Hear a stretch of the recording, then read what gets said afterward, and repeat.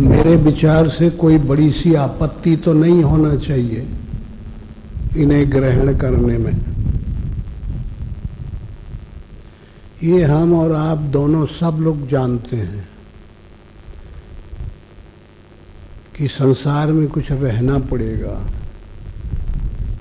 और संसार में रहते हुए कुछ करना पड़ेगा, और क्या करें ये समझ में तो आता नहीं, और जो कर रहे हैं उसमें शांति नहीं मिलती।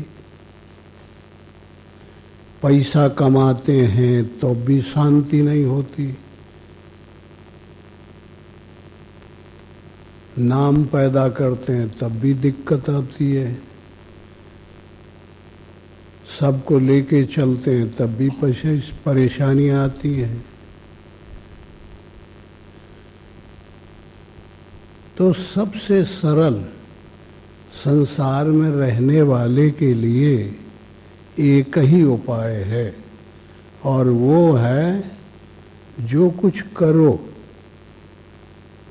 और कर्तापन के अभिमान का त्याग करो।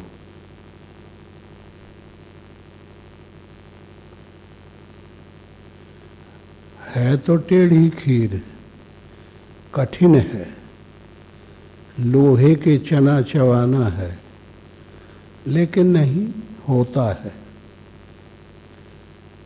आप लोगों ने देखा होगा जहाँ नल, हैंड पंप ये सब नहीं होते, वहाँ माई दाई देहातों गांव में गगरी लेती हैं, रसरी लेती हैं, कुएं पे पानी भरने जाती है, पानी निकाल निकाल के गगरी भरती हैं, एक गगरी उठा के मूड़े पर रखती हैं, दूसरी गगरी रखती हैं, तीसरी रख लेती हैं, और शुरू में जब उनकी एज कम रहती है तो हाथ लगा के लाती है। ये करीब करीब हम सब लोग देखते हैं, जानते हैं, समझे हैं। फिर उनका अभ्यास हो जाता है, रोज लाए रोज पानी को जाना, रोज भर के लाना, तो शायद वो हाथ भी छोड़ देते हैं। ये भी आप सबने देखा होगा। और गर्दन भी हिला लेती हैं, गगरी भी नहीं गिरती, वार्तालाप भी कर लेती हैं रास्ते में चलते चलते, और अपने काम में सफल हो जाती। देखिए, इसी को कहते निष्कामता। गीता जैसा सुंदर शास्त्र आज मतलब अध्यात्म दृष्टि से सर्वोपरि माना जाता है। देखिए उसमें कितना सुंदर तरीके दिए गए कि निष्काम कर्म योग, कर्तव्य किया जाए और उसमें कर्तापन के अभिमान का त्याग कर दिया जाए, परिणाम का त्याग किया जाए।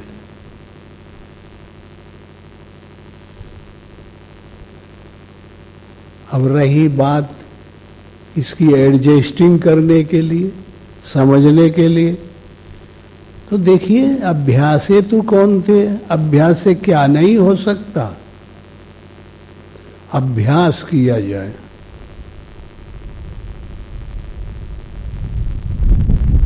अभ्यास से सब कुछ हो सकता है।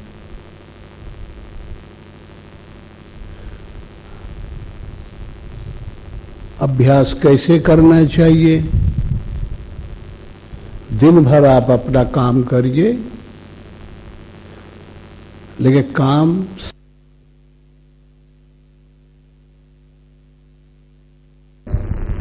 तो जानते हैं कि उसका हाजिरी का टाइम आ गया, तो उस समय आप बैठ जाइए और परमात्मा को अपने हृदय में बैठाइए। परमात्मा क्या है, कैसा है, ये तो अपनी अपनी भावना निश्चित कर लेती है। कोई देवी जी का उपासक है, कोई शंकर जी का उपासक है, कोई और अन्य देवता का उपासक है, कोई गुरु का उपासक होता है, कोई माता पिता का होता है। जिसको जो सुप्रीम लगे, सबसे श्रेष्ठ लगे, वही उसका इष्ट देव है। इष्ट उसे कहते हैं जो अपने ऊपर नाना प्रकार के बलात् विघ्न आते हैं। दैहिक, दैविक, भौतिक नाना प्रकार की तापें आती हैं, परेशानी आती है। उनको नष्ट करने में जो समर्थ है उसका नाम इष्ट है। उसको गाइड कह सकते हैं आप, उसका अपना इष्ट कह सकते हैं। एक साधे सब सधे, सब साधे सब जाए। एक को साधो, एक को पकड़ो, वो सबको पकड़ लेगा।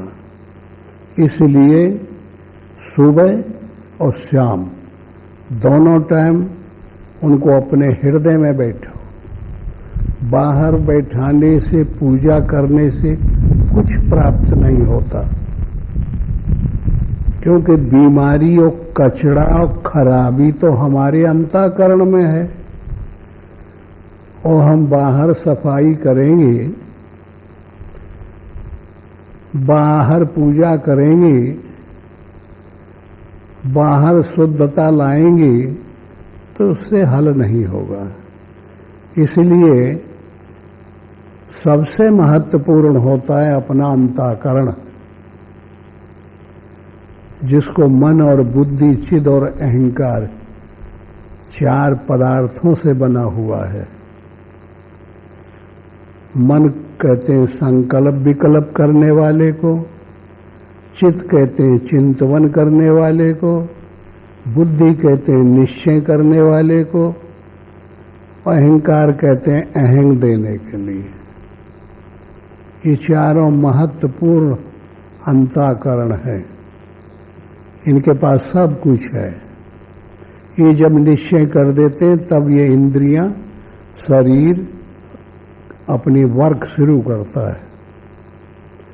पहले इनके पास सब कुछ है। इसलिए आप अपने अंतःकरण में इन नेत्रों को बंद कर लो, विचार को रोक लो और 5 मिनट 10 मिनट, ज़्यादा नहीं, कम से कम पहले अभ्यास करना चाहिए। अपने इष्ट को मन से आसन बिछा लो अपने हृदय में। वहाँ कोई जगह नहीं है, आपको जगह बनाना पड़ेगा। एक जगह मन से बना लो, आसन लगा लो, अपने इष्ट को वहाँ बैठाओ और अपने अलग खड़े होकर उनकी पूजा करो। मानसिक मन से, कल्पना से और नख से और शिख तक उनकी आराधना करो और फिर अपने को सेवक मान के परमात्मा से बोलो, भगवान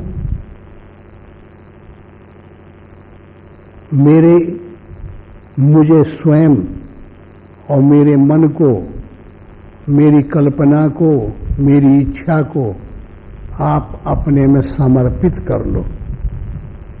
अपने को परमात्मा के चरणों में दान कर देना चाहिए।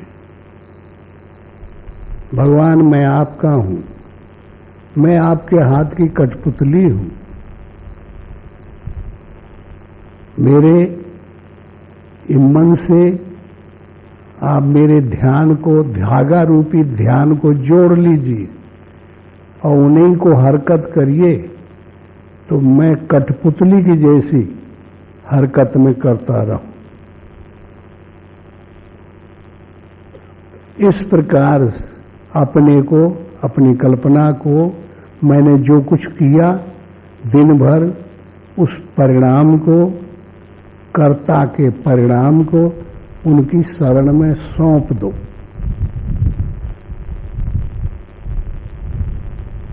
और जब हर प्रकार से समर्पण हो जाओगे तो देखिए, पहले अभ्यास नहीं होगा, मन नहीं लगेगा। फिर मन को लगाने के लिए आपके पास टाइम है, लगाइए मन, संघर्ष करिए। युद्ध और भजन और साधना 3 नाम हैं और अर्थ एक ही है, परिणाम एक ही है। देखिए, हमारे यहाँ भजन कहा जाता है कि काम, क्रोध, लोभ, मोह, मद, मत्सर, आशा, तृष्णा, विषय वासना, इनको अंतःकरण से भगाओ, इनसे भाग जाओ। इसका नाम भजन है। इसी को दूसरे रूप से कह दिया जाता है कि राम रावण युद्ध, कंस कृष्ण युद्ध, सुर असुर युद्ध, दैव दानव युद्ध, ये भी भजन ही है। ज्ञान रूपी राम है आपके हृदय में, तो मोह रूपी रावण है। रावण से आसक्ति हो गई है हमारी पदार्थों में, आसक्ति लंका है। ये शरीर में जो आसक्ति है वो लंका है, ये संसार समुद्र है, विषय पानी है, ये काया किला है, ये सोने का सुंदर है, सबसे उपमा दी गई है। आसक्ति लंका है, मोह रावण है, क्रोध कुंभकर्ण है, काम मेघनाद है। ये नाना प्रकार के द्वेष इसमें अपना कब्जा कर लिए। तो अब आप ट्रांसफॉर्म करिए अपने मन को। ये 10 इंद्रियां, हाथ स्पर्श चाहते हैं, कान विषय की बातें सुनना चाहते हैं, नेत्र रूप के लिए लोभाए पड़े हुए हैं, विषय युक्त हर चीज को सुगंध लेने के लिए नाक तैयार है, वाणी विषय आसक्ति वाली बातों में बरबस दौड़ के लगती है। तो ये 10 इंद्रियां विषय आनंद लेती हैं, विषय आनंद। इसलिए 10 आनंद, ये 10 इंद्रियां जो अपनी हैं, ये विषय में जब लग जाती हैं तो उसको कहते हैं 10 आनंद। 10 आनंद किसका नाम था? रावण का, आप जानते होंगे। अब इन्हीं को बदलो, अभ्यास करो, हाथ से सेवा करो, पैर से तीर्थ करो, मन से नाम लो भगवान का, सत्संग करो, ईश्वर का नाम गायन करो, कान से कथा सुनो, सत्संग सुनो, नेत्रों से भगवान का रूप देखो, ध्यान करो। 10 इंद्रियां जब ईश्वर उन्मुख हो जाएंगी तो 10 रथ हो जाएगा। रावण का अपोजिट, उल्टा क्या कहते हैं? 10 रथ। 10 इंद्रियां अपने अपने अर्थों में लग जाएंगी, विषय से हट जाएंगी। जब अपने अपने अर्थों में लग जाएंगी तो उसको क्या कहते हैं? 10 रथ। फिर ये जब 10 रथ हमारी इंद्रियां काम करेंगी तो ये शरीर अवध हो जाएगी, भक्ति कौशल्या हो जाएगी, कर्तव्य की कई हो जाएगी,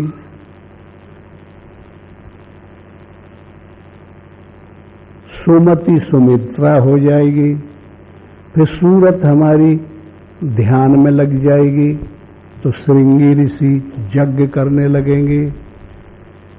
फिर ज्ञान रूपी परिणाम आएंगे, ज्ञान रूपी राम मिल जाएंगे, विवेक लक्ष्मण मिल जाएंगे, भाव भरत मिल जाएगा, शत्रुघ्न सत्संग मिल जाएगा।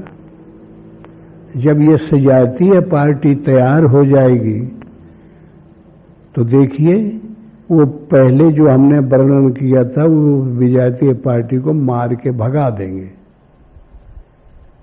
तो जो ये आत्मा है जिसको अभी उपर्युक्त वक्ताओं ने हीरा नाम दिया था या और कुछ कहकर के संबोधित किया था, वो विभीषण बन जाएगा। और जब विभीषण को राम, ज्ञान रूपी राम पवित्र करके राजा बना देंगे, परवश से सुवश बना देंगे, तो ये घटना हमारे अंतःकरण, तुम्हारे अंतःकरण की है। इसीलिए इसको कहते हैं रामचरितमानस। राम एपोस्टियस लगता है, राम के चरित्र मन से। ये हमारे आपके अंदर जो हरकत हो रही है उसी पे उन्होंने लिखा है। ये इतना सुंदर विज्ञान है कि अगर तनिको हम अपना मन इसमें लगा दें और अंतर जगत फकीरी पार्लियामेंट में रोज हाजिरी देने लगें और गैर हाजिर न हो, तो जैसे सर्विस करने वाले की तनख्वाह मिलती है हर महीना, जैसे बिजनेस करने वाले को लाभ मिलता है, जैसे मजदूरी करने वाले को मजदूरी मिलती है, ऐसे ही अगर हम डेली परमात्मा को मन से हाजिरी दें अपने अंतःकरण में बैठा के, तो शांति रूपी तनख्वाह हमको भी मिलने लगेगी। कल्याण रूपी पेंशन पाने के लिए हम पात्रता प्राप्त कर लेंगे। इसलिए दोनों हाथ में लड्डू हमारे तुम्हारे हो सकते हैं। इसलिए सबसे बड़ी चीज है कि निष्कामता आनी चाहिए, सकामता खत्म हो। और ये सकाम ने हमको बहुत बुरी तरह से जकड़ लिया है। ये हो जाए, वो हो जाए, ये हो जाए, इतना और हो जाए, ये पूर्ति हो जाए, वो इच्छा पूर्ति हो जाए। जन्म इच्छा में इच्छा, इच्छा में कल्ला फूटता चले जा रहे हैं और हम गठबंधन में बंधते चले जा रहे हैं। एक इच्छा की पूर्ति नहीं हो पाती, 1000 इच्छा तैयार हो जाती हैं। एक कल्पना हम पूरा नहीं कर पाते, सैकड़ों कल्पनाएं हमको घेर के आगे पर्वत के समान खड़ी हो जाती हैं। आज मानव की ये कंडीशन है। इसलिए इससे उद्धार पाना, इससे बचना, इसका अंत करना, इसे निकलना, इसको तिलांजलि देना केवल निष्कामता में है। आप काम करिए, ये आपका धर्म है, लेकिन परिणाम आपका धर्म नहीं है। परिणाम भगवान का दो। श्याम को सब कुछ जो कुछ मिला सब सौंप दो, आपका कुछ जाएगा नहीं। अभ्यास करने का तरीका, शाम को डेली बैठो और भगवान मैंने जो दिन भर काम किया, मेहनत की, परिश्रम किया, इसका जो भी कुछ परिणाम है, फल है, ये आपको मिले, मेरा हक नहीं है। तो आप खाली बने रहिए, अनपेक्ष हो जाइए। अनपेक्षा, सुचिरदक्षा, उदासीन और गतव्यता, इच्छा से रहित हो जाइए, तो आपका मन पवित्र बन जाएगा। पहले यह मन सरप है, करता जीवन घात, अब तो मन हंसा हुआ मोती चुन चुन कात। ये मन गरुड़ हो जाएगा और विषय में आसक्त सर्प है। ये जहर डसता है, जहर पीता है, जहर खाता है और जहर ही उगलता है। और मन को केवल मारने का काम एक ही है, गरुड़ का। इसलिए गरुड़ बनाओ इस मन को, तब भगवान विष्णु इसको ग्रहण कर लेंगे।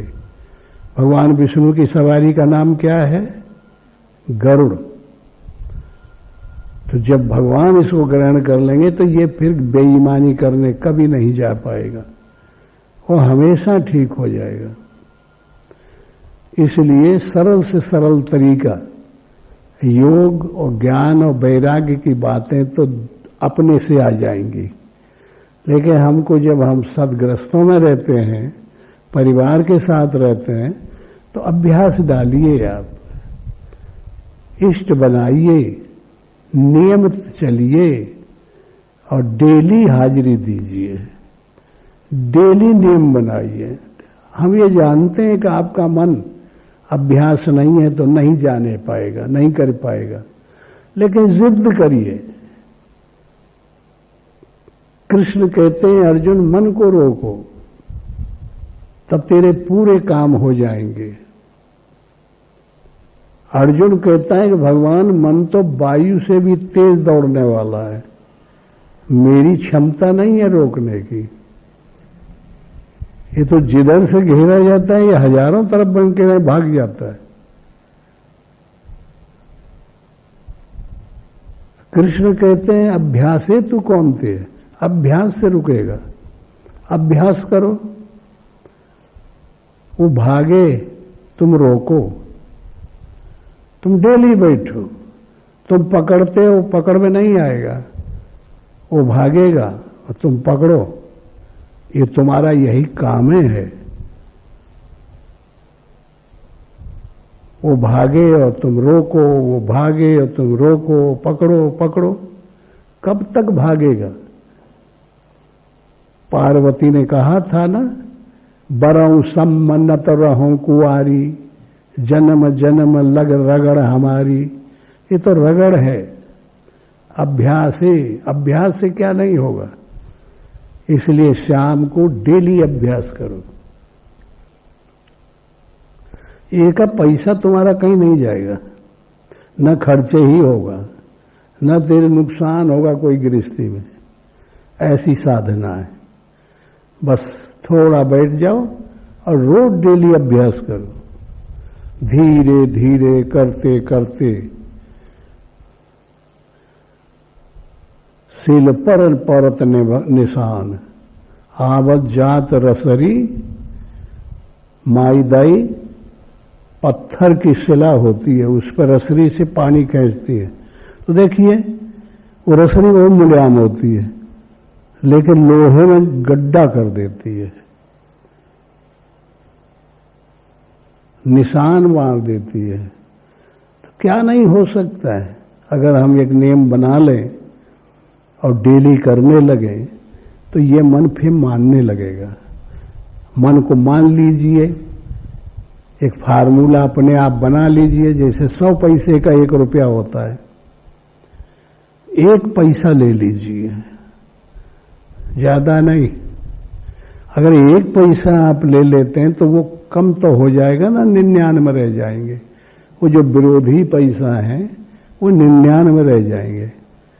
अब आपका इतना ही तो काम रह गया कि उस पैसे को सजातीय आपने बना लिया है, अब विजातीय पैसा, विरोधी पैसा 99। हाँ, वो ये उपाय करेंगे कि हमारा साथी कहाँ गया, तो शायद तुमसे पकड़ के छिना के लेके भाग ना जाए।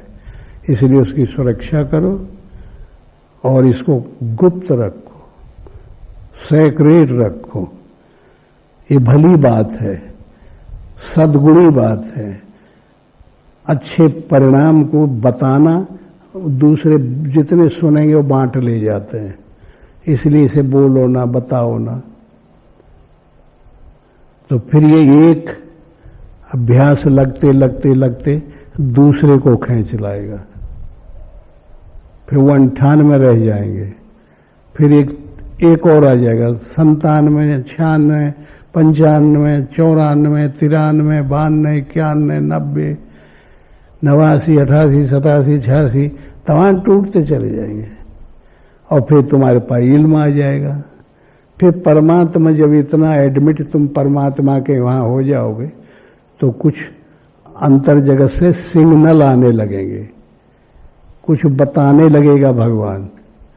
और जब ये अंग फड़कन के द्वारा, ड्रीम के द्वारा आपको कुछ अलौकिक बातें आने लगेंगी और वो अचंभेदार होंगी, और आपको कुछ शिक्षाप्रद संकेत अंतर्जगत फकीरी पार्लियामेंट से मिलने लगेंगे तो आप राइज हो जाएंगे, उठ जाएंगे। वो स्वयं गाइड करने लगेगा परमात्मा। आगे आगे राह देत है, पाछे राखे नीत, ना हाँ कहे नहीं ना बोले, है दो उनके बीच। वो सब कुछ बता लेता है और जानने में नहीं आता है।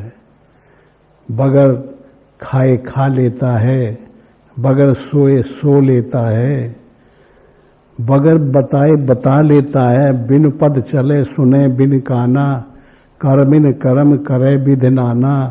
आनन रहित सकल रस भोगी, बिन बाणी बक्ता बड़ योगी। वो सब कुछ कर लेगा, बड़ी भारी क्षमता है उसके पास। और वो इसका एक प्रकार का बिहाइंड है ये संसार। वो सत्य का एक रिफ्लेक्शन है ये संसार। जैसे टार्च आप लगाइए कांच में तो एक रिफ्लेक्शन निकलता है अलग से, वही ये संसार है।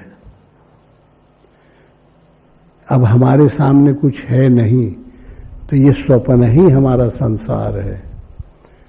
जैसे स्वप्न में आप सो जाते हैं और फिर स्वप्न दिखाई पड़ता है